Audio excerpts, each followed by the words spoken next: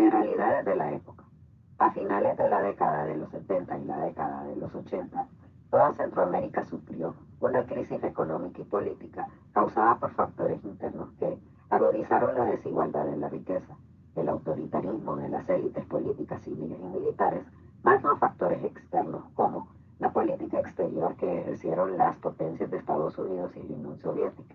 Todo esto causó la generación de un ambiente de inestabilidad en la región, agravando las relaciones entre los países.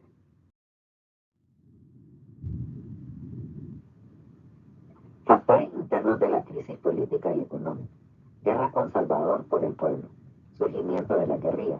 Consolidación de las guerrillas sandinistas contra Somoza. Crisis económica a causa de desastres naturales.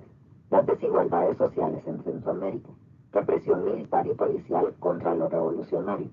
En Honduras ocurren brotes de revolucionarios. Desarrollo de medidas políticas de control impuestas por Estados Unidos en Honduras. Rompimiento del Mercosur en la década de 1970, agudizando los problemas económicos en Centroamérica. Factores externos de la crisis política y económica. Guerra Fría, de 1950 a 1980, entre Estados Unidos y la Unión Soviética, conocido como mundo bipolar. Crisis política y económica. Bloques socialistas de la Unión Soviética, quienes promulgan el socialismo como solución a la desigualdad y el socialismo como solución al subdesarrollo. Intervención. Intervención directa de Estados Unidos y el ejemplo del modelo cubano en América. Conflicto en Centroamérica y sus consecuencias. Durante la década de los 80, Centroamérica pasó por una muy difícil situación política y humana. En la región se vivieron enfrentamientos armados entre países.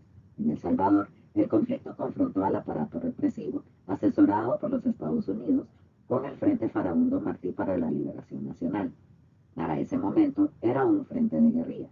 En Nicaragua se comenzó a desarrollar un enfrentamiento en las fronteras con Costa Rica y Honduras entre el recién constituido gobierno de izquierda del Frente Sandinista para la Liberación Nacional y la Contra, una organización de tropas irregulares asesoradas por el Departamento de Inteligencia de Estados Unidos.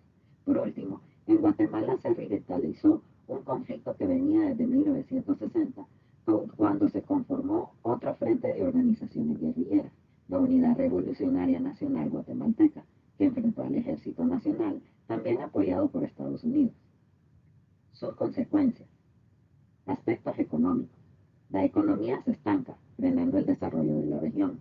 Se incrementa la deuda externa, debido a políticas armamentistas iniciadas por los bloques.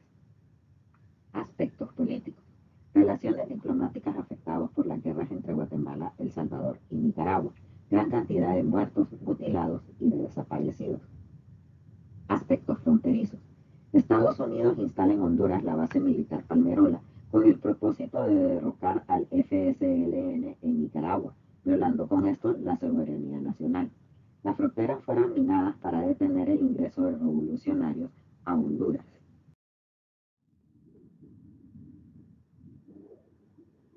Presidentes de la época de los 80. Roberto Suazo Córdoba, presidente de 1982 a 1986.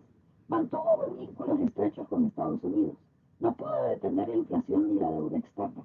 Ayudó a Estados Unidos a enfrentarse a las guerrillas nicaragüenses, ya que desde territorio hondureño las tropas gringas contrarrestaban las guerrillas.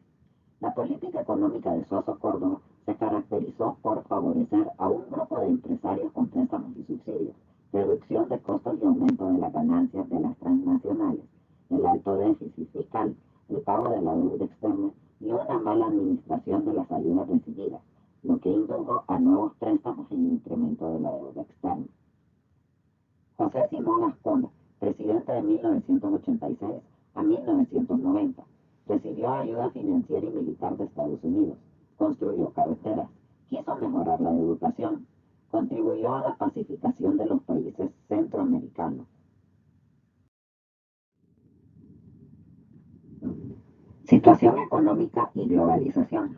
La democratización en el país tuvo un ritmo lento debido al intervencionismo extranjero, a la presencia del poder militar en la toma de decisiones del Estado y a una sociedad civil desorganizada y pasiva. El resultado de este conjunto de factores fue el deterioro económico de la población y la profundización de la brecha de la desigualdad y la pobreza. La ausencia de un programa nacional de desarrollo permitió que a finales del siglo XIX las élites gubernamentales y el sistema político estuvieran sujetos a la influencia de las compañías bananeras y mineras. Después de la Segunda Guerra Mundial, fueron los organismos financieros internacionales quienes intervinieron e impusieron sus exigencias a nuestro país. Entre los organismos financieros internacionales podemos mencionar AID, Agencia Internacional de Desarrollo; FMI, Fondo Monetario Internacional; BM, Banco Mundial. Todos ellos pertenecen a Estados Unidos y desde la década de 1980 hacen recomendaciones a los diferentes gobiernos del mismo centroamericano, orientadas a la promoción del neoliberalismo y sus estrategias. Estas estrategias tienen una base en el programa de ajuste estructural PAE en América Latina y la globalización. Los programas de ajuste estructural de la economía fueron diseñados por los organismos financieros internacionales y están sustentados con el comercio exterior. Los PAEs contemplan liberación del mercado eliminando el control de los precios, privatización de las empresas gubernamentales, reducción del aparato estatal, legislación favorable a las inversiones extranjeras. Impacto de la aplicación de los PAE. Los teóricos de los PAE no consideraron las particularidades del contexto histórico de América Latina y tampoco contemplaron el manejo que la burocracia estatal haría de la economía. Los PAE han provocado tensiones sociales en varios países. Este ha sido el efecto inmediato a su aplicación.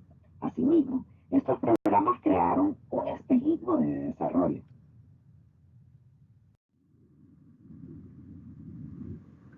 Panorama macroeconómico. Los beneficios adquiridos con la aplicación de los PAE fueron exportaciones vinculadas a la economía mundial y financiamiento de manera permanente por su gobierno. En 1990, Honduras expandió las exportaciones de productos no tradicionales como el cultivo de melón y camarones, productos que generan mayores ingresos al país y fuentes de trabajo para la población. Globalización en Honduras. Los PAE no lograron integrar las dimensiones macroeconómicas y microeconómicas que conforman la dinámica de la economía hondureña. La razón de ello es su tendencia al parcialismo, entendiendo como la búsqueda de desarrollo y beneficios restringidos con poca proyección social. La globalización es una tendencia económica mundial que inició en la década de 1970 y consiste en el libre traslado de capital y mercancías y el estímulo de relaciones económicas con bajos aranceles.